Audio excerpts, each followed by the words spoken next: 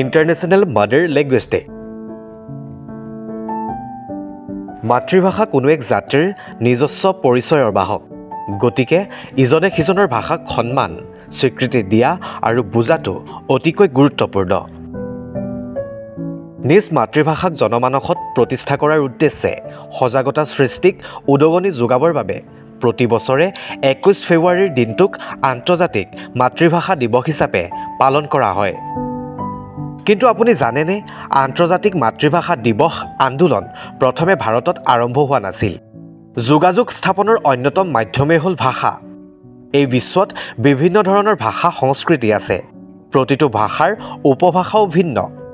প্ৰতি কেইকিলোমিটাৰৰ মূৰে মূৰে উপভাষা সলনি হয়। ভাষাৰ ভিন্নতা আৰম্ভ হয় প্ৰায় সেই কেইকিলোমিটাৰৰ অন্ততেই। বিভ্ৰান্তিকৰ যেন লাগিলেও এয়াই পৃথিৱীৰ বৈচিত্ৰ্যৰ সৌন্দৰ্য। সমগ্ৰ দেশতে প্ৰচলিত বিভিন্ন উপভাষাৰ সৈতে ভাৰত বিশ্বৰ বাবে ভাষিক আৰু সাংস্কৃতিক বৈচিত্ৰ্যৰ প্ৰতীক হিচাপে থিয় দিছে।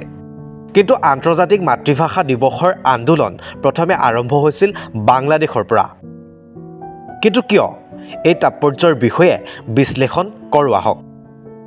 1952 চনৰ 21 ফেব্ৰুৱাৰী বাংলা ভাষাক চৰকাৰী ভাষা হিচাপে গঢ়ি তোলাৰ আন্দোলন আৰম্ভ হৈছিল বাংলাদেশত।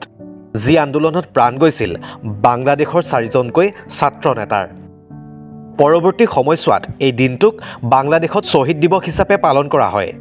তাৰ পিছত 1999 চনৰ নৱেম্বৰ মাহ ৰাষ্ট্ৰসংঘৰ শৈক্ষিক, বৈজ্ঞানিক আৰু সাংস্কৃতিক সংস্থা ইউনেস্কোৰ সাধাৰণ সন্মিলনে আন্তঃৰাষ্ট্ৰীয় মাতৃভাষা দিৱসৰ কথা ঘোষণা কৰে।